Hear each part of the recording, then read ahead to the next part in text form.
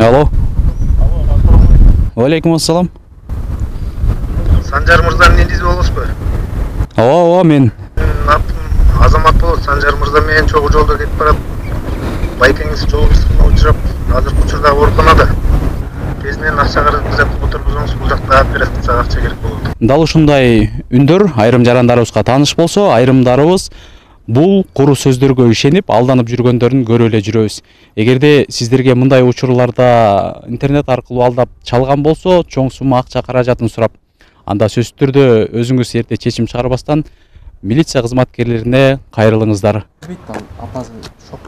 Шаар тургуну Жылдыз Шүкүрбекова интернет шылуундарына алданып калган. Айтымында WhatsApp'тан энисинин номери аркылуу акча сурап, SMS билдирүү жазган. Каарманыбыз дароо эле алдамчылардын куру сөзүнө ишенип, 38 000 сом акча каражатын которуп жиберген. Ушул жылдын февраль айынын башында ушундай алдамчылык кылгандардын торуна түшүп калдым. Менден акча сурады. Инимдин менде акчасы бар эле да, ошол акчасын сурап аткан экен деп ойлодум. Башка бир номер берди, ушуга салыңыз депти. А мен ойлодум, бирөөгө берип аткан экен депчи. Ошого которуп койдум. Биз ошондон кийин эле Шырыле каласынын ГОВДсына келип заявление жазганы келдик.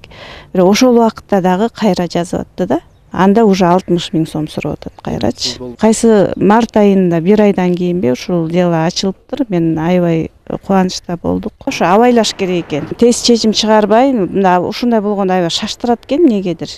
Шаштырып боло эле болду экен ба, адамдын оюна, акылына келип калганча аракет кылышат экен алар дагычы. Мобилдик алдамчылар өзүнүн кылмыштуу аракеттерин ишке ашыруу үчүн интернет мейкиндигин жана уюлдук байланышты колдонуу аркылуу атайын тандалган же туш келди жарандын ишеничине кирип, аны алдоо аркылуу өз максатына жетет. Облус аймагында 45 алдамчылык фактылары катталган.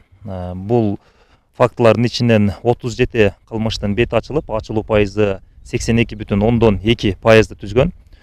Келтирилген чыгым облус аймагында 5 айда 5 миллион 800 000 сомдон ашуун чыгымга жабырлануучулар кептелип, анын 5 миллионго жакын акчасы кайра жабырлануучуларга кайтарылып берилген. Интернет шылуундар алдамчылыкты ишке ашыруунун көп кездешкен түрлөрү бар. Мисалы, жарандарга ар кандай утуштарга ээ болгондугу же квартира жарнамалоо боюнча кабарлап, кандайдыр бир суммадагы акча каражаттарын которууга үндөшөт. Мындан улам Ички иштер министрлиги маалыматты тактамайынча эч кимге ишене бербөөнү эскертет. Негизинен жарандардын көпчүлүк алдамчылыкка кабылгандары бул жакын туугандары кырсыкка же болбосо терс көрүнүштөргө кабылып калгандыгын айтып, ошонун натыйжасында ошого жардам иретинде тезирээк акча которуусун талап кылган учурлар дагы бар. Бул учурда жарандар өзүнүн ошол жакын тууганынан окуянын чын төгүнүн өзү жанакы шок абалга түшпөстөн тактап, анан акча которушса.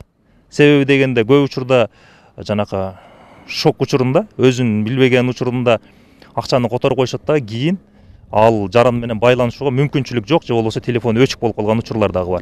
Ошондой эле телефон шылуундарынын иш аракеттеринин схемасы жөнөкөй эле. Алар жарандардын телефон номерлерине байланышка чыгып, туугандарынын кырсыкка учураганын кабарлоо менен онлайн аркылуу акча которууну сунушташат же болбосо атайын такси аркылуу акча жөнөтүүнү талап кылышат. Жабыркаган жарандардын арасында чалгандардын сөзүнө ишенип, такси аркылуу акча каражаттарын жөнөткөндөр дагы бар. Ушундай кымбат машинаны сүзүп алып тургузуп калыптыр деп. Бизден биринчи 30 000 алып кеткен болчу. Бизден 30 000 бердик да. Бир жарым сааттан кийин чалды. Ушундай да жетпей жатат, бияк көп сурап атат депчи. Ошенткенен дагы 15 000 бердик. Анда бирок башка такси келди да, ал убактачы. Жалпы 60 000 сумма сиздер бергенсиздер, Белгилей кетсек, акыркы 5 айда облус боюнча алдамчылык фактысы менен ички иштер кызматкерлерине кайрылгандардын саны 45ке жакын.